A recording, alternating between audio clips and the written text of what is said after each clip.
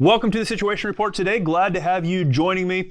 This is the show where we do our very best to give you the information and perspectives you need to navigate an ever-changing culture. My name is Jeremy Stalnecker. I am your host. And one of the areas that culture is drastically and quickly changing, we talk about this regularly on this show, is as it relates to gender ideology. We've talked a lot about that and what's being taught in schools and how it's being handled in places really across our country. Culture has shifted on this issue, and we're still trying to figure out how to navigate through that. Along with that has come a different perspective on children. Pedophilia is something that we once certainly knew about and talked about, but did our very best to protect our children against. And now, as the gender ideology movement is becoming so pervasive and so accepted in our culture and our society, the downward slide of that is a discussion about the age of consent and what that means as it relates to children, and when children can decide that they want to be a gender other than the one they were born with. These questions are confusing. They're hard to navigate. We see things happening across the country that we don't understand. Very grateful to have back on with us today a guest who writes on this, who does videos long form and short on her YouTube channel, who is very involved in communicating some of these issues and helping us to understand it. Sydney Watson is with us again. Very grateful to have her on. And I know that this interview, this conversation will be one that can help you navigate a world that is changing so quickly around you.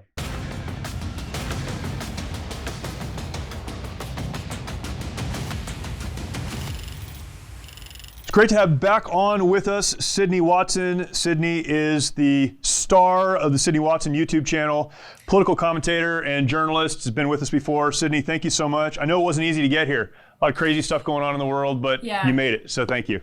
Yeah, thanks for having me. And yes, you're right. It's anybody who follows me on Twitter will know yesterday traveling was not fun. I am in solidarity with everybody who suffered through airlines recently. It's crazy. We have a team from our organization that was traveling overseas, and they had a bunch of equipment with them, and 6 large bags of equipment are stuck somewhere in Austria. They didn't even make it to where they were going. So that's kind of where we're living right now, which is crazy. I am not surprised at all, because even you listen to people at the airport who have flights canceled, which happened to me yesterday, and everybody has some sort of crazy story about something that got lost or they got rerouted. Oh my God, it's nuts right now. It is crazy, but the world goes on, and man, we're in a crazy time. I was excited you were coming on because I wanted to talk about this. I've wanted to talk about this with someone for a while. The general topic is women and children in American culture, maybe global culture, I don't know. But I was raised in a very conservative home, and part of that meant that when my little sisters got into some kind of trouble because they mouthed off to somebody, my dad expected me to do whatever I had to take care of them, right? So if they got in trouble because they did something stupid, it was my job as their brother to take care of them. And I was raised at a time and in a home where caring for women, caring for children was, a high virtue. It was one of those things that we were expected to do. And then growing up and getting married and having daughters of my own and a wife who is, successful and is, the word feminist has been so broken that it doesn't mean the same thing it used to, but she is very strong and she leads and she gets a lot done. My daughters, I've taught to do the same. And we're in this weird time where that doesn't seem to be okay anymore. And I don't understand it. General question, and then we'll dive into some specifics. You as a young conservative woman who talks about these things, writes about these things, does videos on this.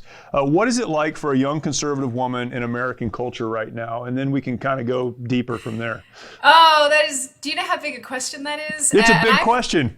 That's huge. And I've kind of gone through a bit of a metamorphosis recently where some of my opinions that used to be quite regimented have changed a little bit, because I've always been anti-third wave feminism. I've always thought that that's so it's corrosive. It has a lot of corrosive ideologies that go along with it, a lot of man hating that I just can't get behind, because probably the opposite of what you were taught, but in the same vein growing up, it was, men and women are equal, men are great, men are tremendous in their own way, and we do not attack them for the myriad of things they do differently. And so I was brought up with that value system. So being a young right-leaning woman, or, conservative, I suppose, in some way, it's interesting because I see on one hand there's a growing discontent towards women, where Right. people promote the ideology that perhaps women are not as clever, or perhaps women shouldn't vote, and these sort of things. And I know some of it's said in jest, but I think it overarchingly implants the idea into women that they don't have a seat at the table. So I think that's corrosive.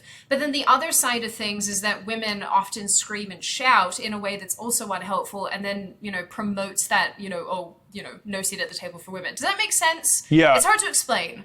Yeah, it does. And what I struggle with as a conservative, as a dad and someone who cares for the women in my life, my daughter is almost 23 years old. She goes to a university here in California, and she's as independent as a person as you would want to meet.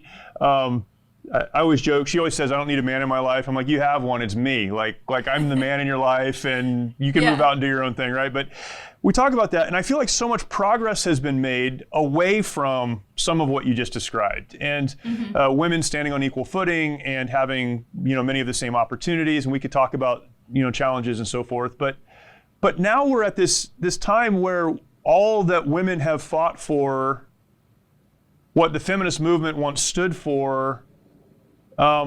Now we're being told that it's not important, and that women don't matter, or that they should minimize who they are, or the differences, that even men can be women. And I don't understand how we've gotten to that place.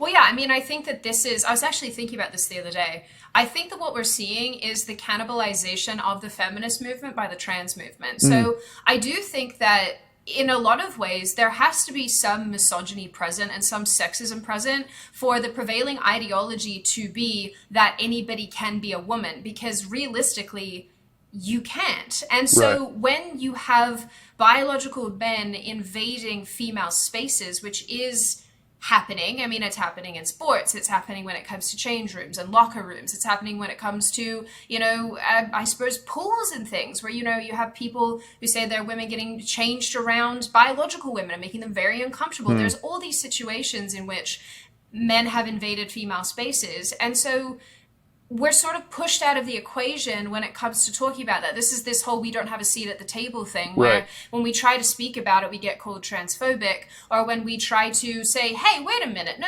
let's embrace ladies," because I think there are a lot of brilliant women out there who have so much to say, so much to offer, and yet for some reason, none of that matters. And I think that there is some sexism that comes from the far right on the right wing, which is annoying, but there's also a tremendous amount that comes from the left, who are the people who say that they're fighting for women's rights. It's like, it's really challenging, actually. It's very annoying. Yeah. As you know, our friend Mike Lindell has a passion to help everyone get the best sleep of your life. He didn't stop by simply creating the best pillow. Now Mike has done it again by introducing his My Slippers.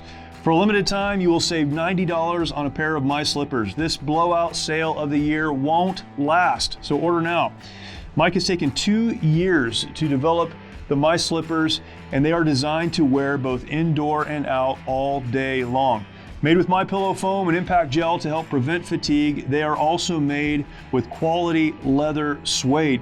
Call 1-800-870-0283. Use the promo code SITREP, or go to mypillow.com, click on the radio listener square, and use promo code SITREP. This offer will not last long, so order now with promo code SITREP at mypillow.com.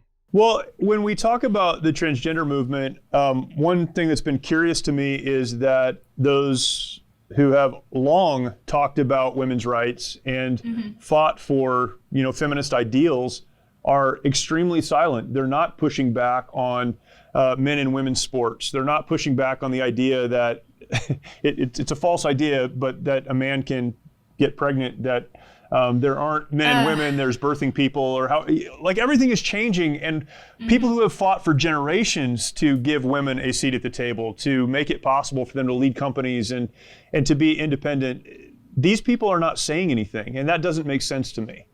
Yeah, I think feminists as a general rule, and I think I've come to learn a little bit more about them recently because I have some friends now who are very, very feminist and who think similarly to me, where the people who used to be the proponents of women and who rightly, I guess tried to achieve necessary things for women, nowadays it's odd. There's two factions of this. They either completely agree with the trans ideology, with gender ideology, and participate in that to the point where they actually focus more on the rights of transgender women than that of biological women. And that's interesting. And I would say to any of your listeners, go and look up the Instagram page Feminist. It's just Feminist, and tell me what you see and what it will be. And I hope that they will observe the same thing as me. It's all about trans people. Right. So that's one side of the feminist issue. And then the other side, these other voices, are the ones that are, the trans exclusionary radical feminist types that believe that no biological man can ever be a woman, and that's fine, that they're entitled to that view. But the way they promote that message is so not helpful, because they exclude women like me who go, I don't agree with you on everything, but I desperately want to fight for the cause of women. And they go, no. And I think there's no good messenger. Yeah. There's no good messenger for any of this.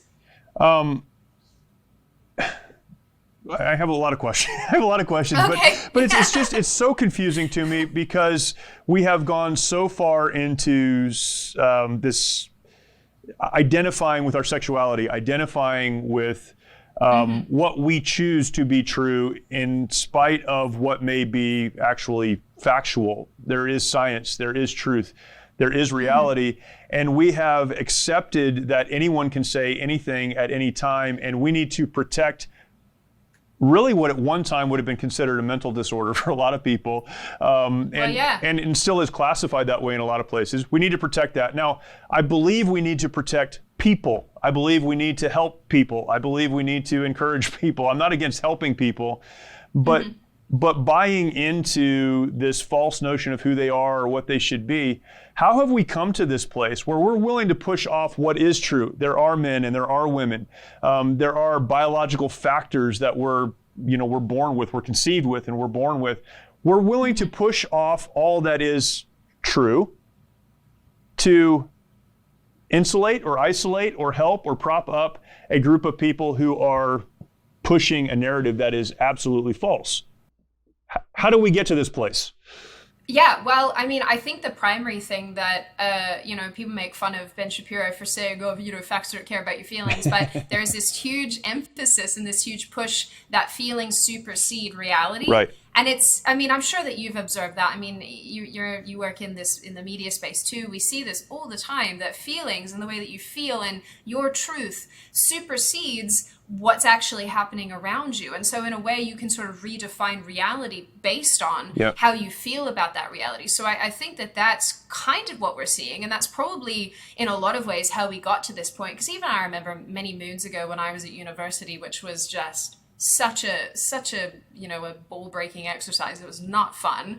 And I was sitting in these classes, and I did one feminist class, actually. And I remember sitting there listening to these people talk, and I thought, oh, it's just all flim-flam. Everything that comes out of your mouth is flim-flam. But it was all predicated on how they felt internally.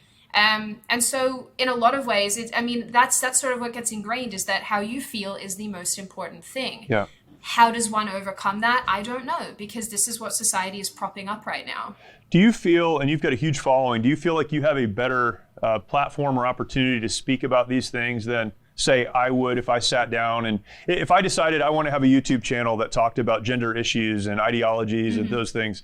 Do you think you have a better opportunity or platform to do that as a woman than someone who's not? Yes and no. I think that as far as being female goes, obviously I have a unique perspective on this because I am a biological woman. Right. And a lot of what is happening is attacking that. So the erasure of women is focused on pushing us out of circles, erasing language surrounding us, with this cervix haver or womb carrier or whatever other dumb language comes up. But on the other hand, I feel like, and I think this is even true in feminist circles, they're more accepting hearing this information from men.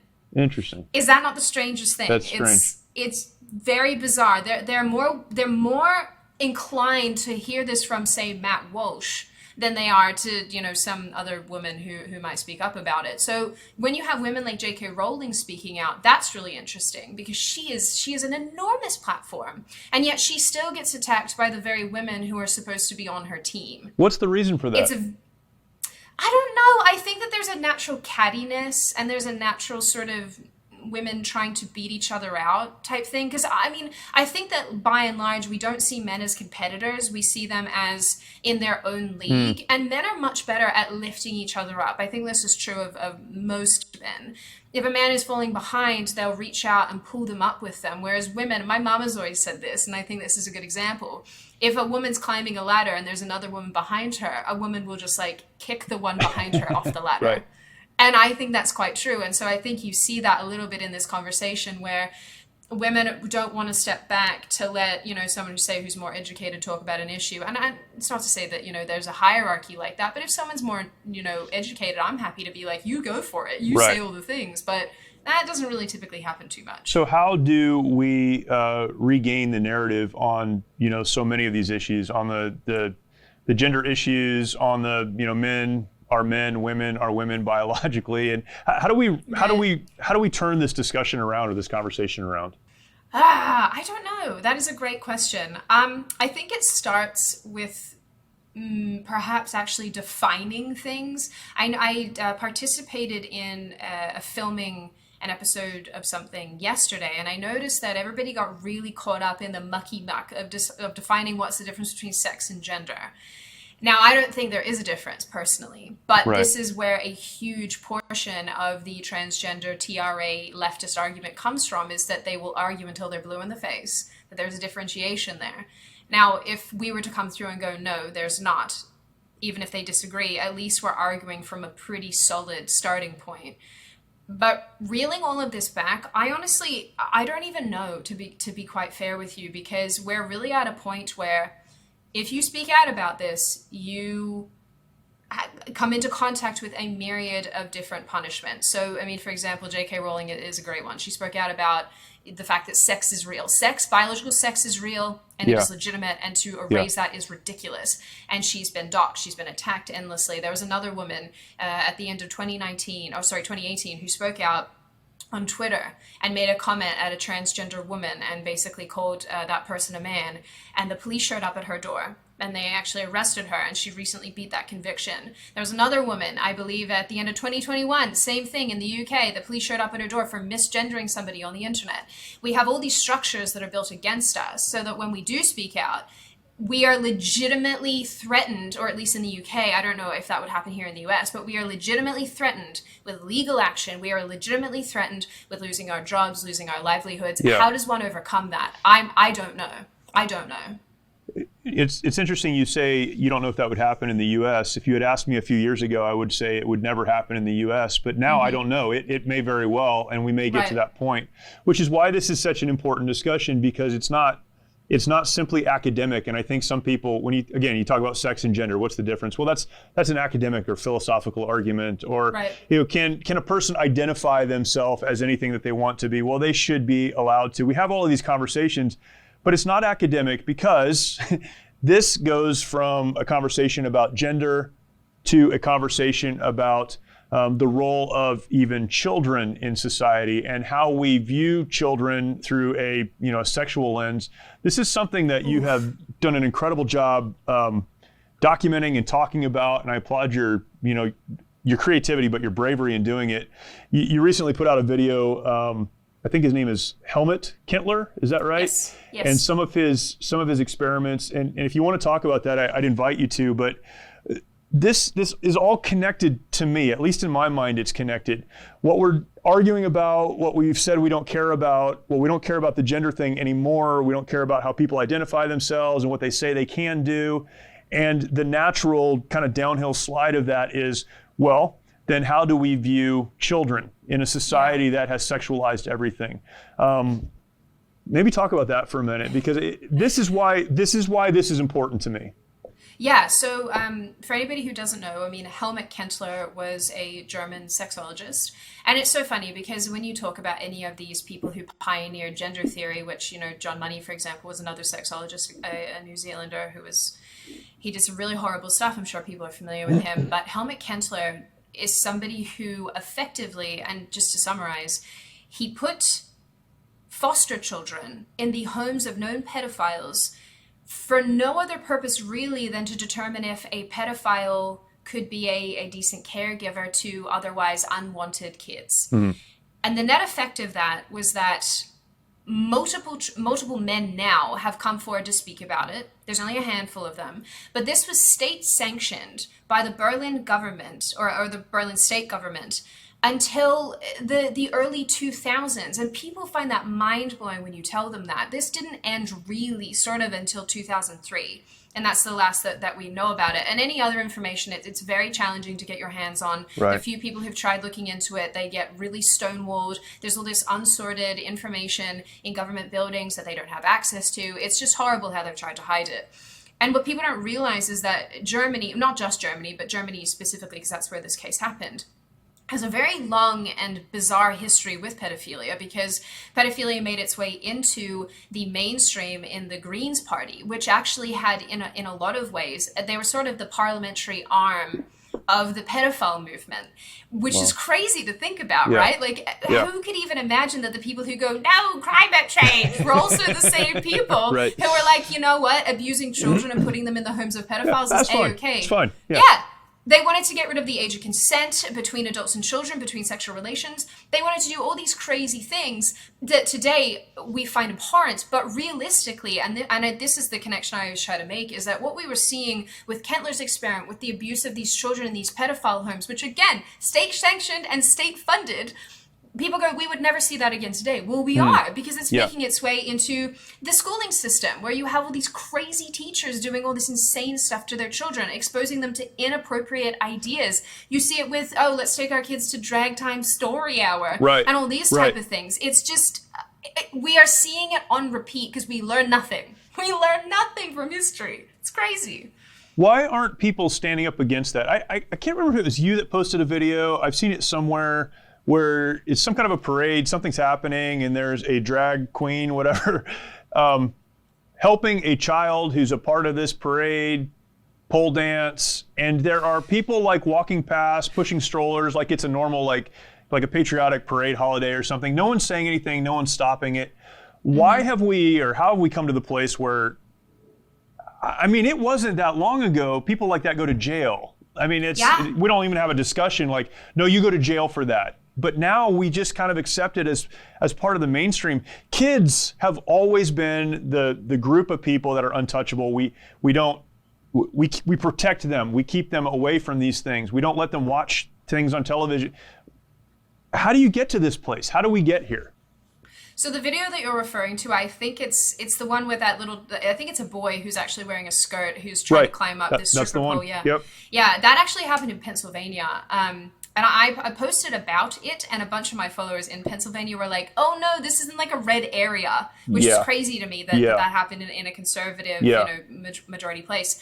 So this is another challenging one, because again, when you remove safeguards for children, you end up with these sort of things. And like you rightly said, these people in days gone by would go to prison. This wouldn't be acceptable at all. Or at least if they didn't go to prison, they would be publicly shamed. And on a wider scale. I think what we're seeing a little bit is, again, the cannibalization of the child protection movement, or at least, the general sentiment towards, preserving childhood. Right. It's being cannibalized by this LGBTQIA XYZ trans movement. And the reason I say that is because the way they justify this is they go, that's a queer kid. And so the queer kid is embracing their queerness, being exposed to these queer ideologies and this fun queer stuff, and so they can climb on the stripper pole with the half-naked, lady man next to them. Right. And so I think that's really what it comes down to, is in this effort to push, let's be inclusive, let's be tolerant, let's teach children that there's not one way to be a person, which, I mean, like, by and large, I agree there's not one way to be an individual. If you like, cake, you like cake. If you like pink, you like pink. But not to the extent that you say to this small child, you're now trans, you get on the stripper pole, little trans child. Like, right. How did we even think that was ever going to be okay? It's mental to me. And living in the United States and someone who's been in our military and, fought for presumably the freedoms that we enjoy as Americans and the Constitution. And I completely disagree with the notion of transgenderism and all the ideology and everything that comes along with it. However, I believe that living in the United States, if that's how you want to behave and that's what you want to do, that's on you. You can do that. You're an adult. You have the opportunity to make those decisions. Where I have a hard time and should, and most of us should, and traditionally did, is by allowing kids to make these decisions. They're not mature enough to decide if they should go to school or, eat their vegetables or brush their teeth, and yet we're allowing them to go through processes of changing their body in a way that can't be changed back. And I don't know what the end is. I don't know where we go from here, and I don't know how we get back to a place of sanity. Why is it that those, I don't want this question to sound wrong. It will sound wrong, but okay. I think all of us should do something to stop it. So I'm not letting people off the hook who aren't stopping it, but why is it that people traditionally on the left are now so enamored with sex and sexuality and find so much identity in that? Again, I think people across the spectrum should stand up and say, look, we're not going to treat kids this way. We're not going to allow these things to happen. It's not going to be taught in our schools. Let's get back to math. Let's try to figure that out before we get back to these other things. Why is there such a focus on that in terms of worldview for those on the left?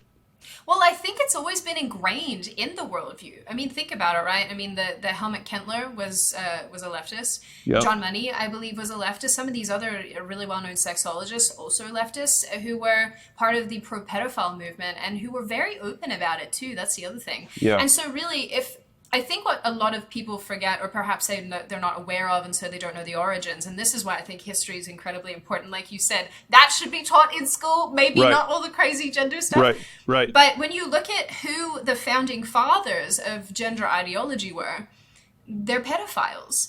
The person that coined the term cisgender, that horrible thing that they used to refer to us, quote unquote normal people. Right. That was coined by another sexologist and a pedophile sympathizer called Volkmar Sigusch in 1991.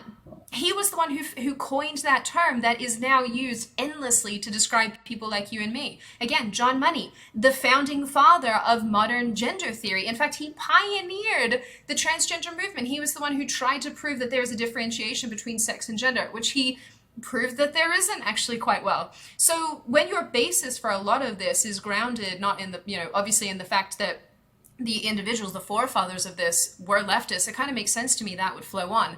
What I do think is happening too, a little bit, is tribalism has taken hold. So everyday people who are democratic and are on the left somewhere, they go, oh crap, no, this is insane. But they can't say anything because they feel as if they will be attacked in the same way that you and I are. Now, we don't care. I have to assume you don't care. Don't care. Because I certainly don't care what the left have to say. No, who cares, because they're lunatics.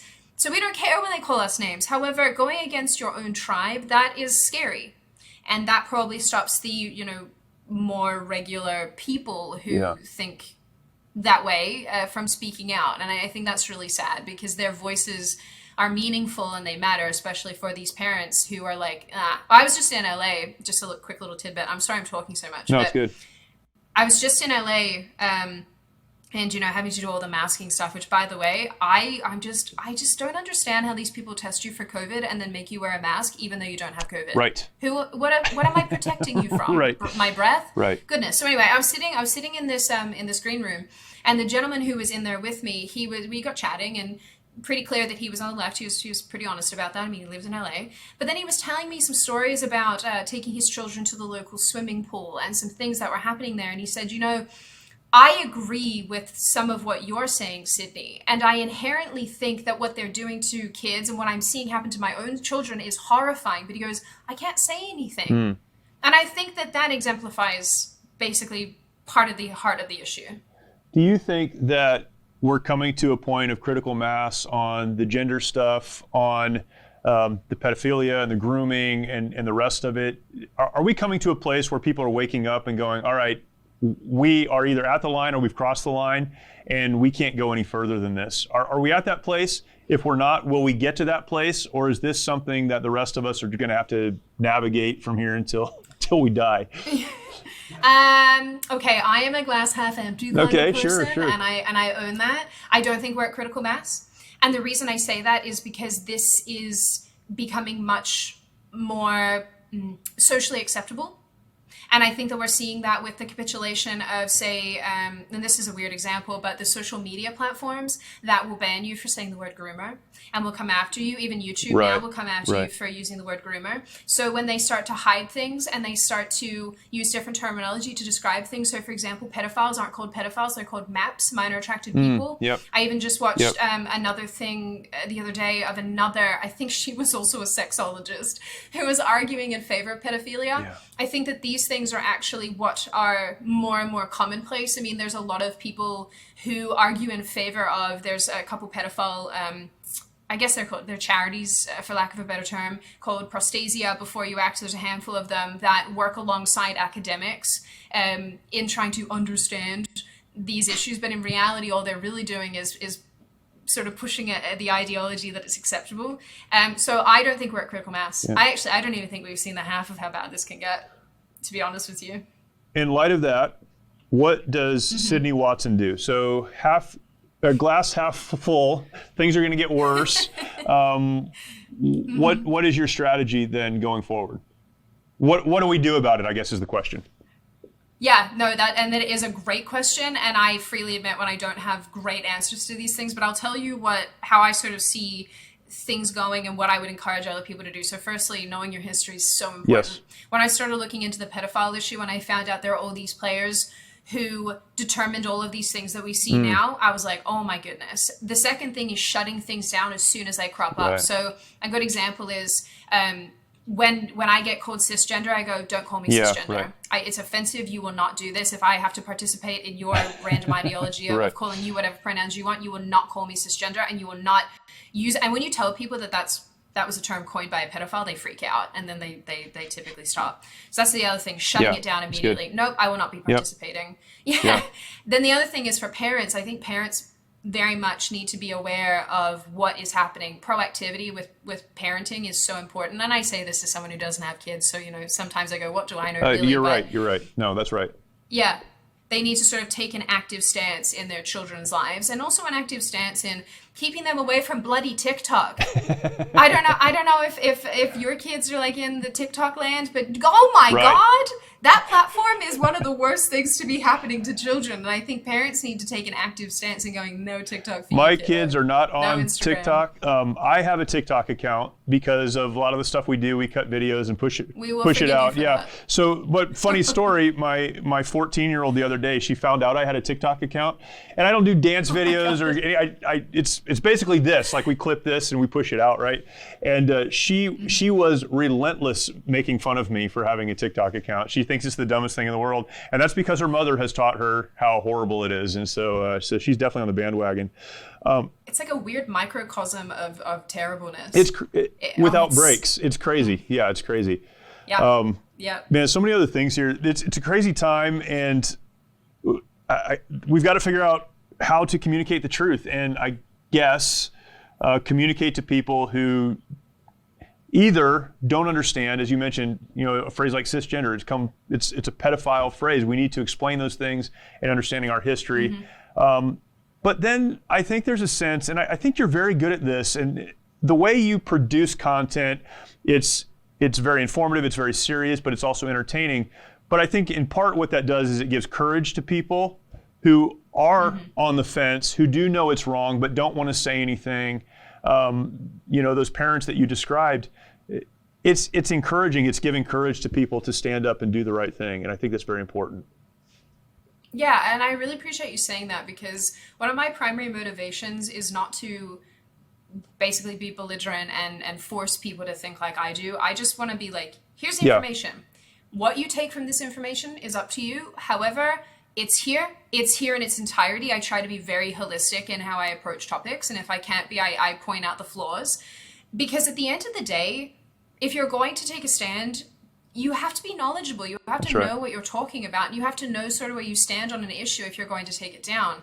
I think the failing point, perhaps a little bit of the right wing, and people might get cross at me for saying this, but I just, at least from my vantage point, as I've like I said, I've been going through this like metamorphosis of my opinions. And what I've realized is that some of them I don't feel comfortable expressing because I feel like there's going to be retribution from my own team in the same way the left feels about things. And I go, well, but what if what I have to say is valuable, but it just doesn't quite measure up? And I think that's the other thing. It's okay if what you say doesn't 100% measure up to what everybody else around you is saying, because we might be tribal, but we're nuanced. And everybody has different experiences and things that play into that. And so if somebody comes along and has a better way of dealing with something or a better way of talking about it, let them do that, even if it goes against the prevailing narrative. Yeah, that's good. We should be in pursuit of truth, not in pursuit of conformity or approval. Yeah. And I think we get that upside down. Yes, that is so true.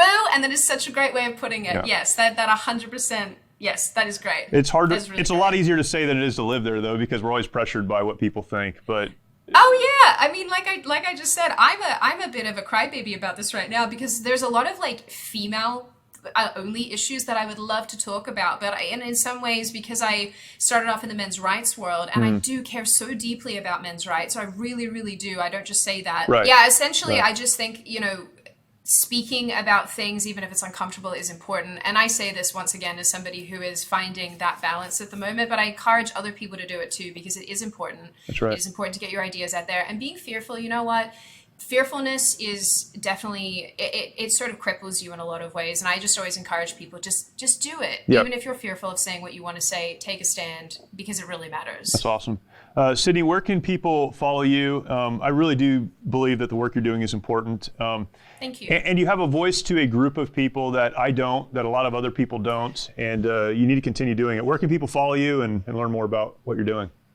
Well, like you said, I have a very creatively named channel on YouTube called Sydney Watson, where I make long-form content. I'm trying to make more fun content, because I think people are a bit burned out politically at the moment, but I make long-form content about deep dive topics and about history and whatnot, so you can go find me there. If you want to see me mean to people, that's on Twitter.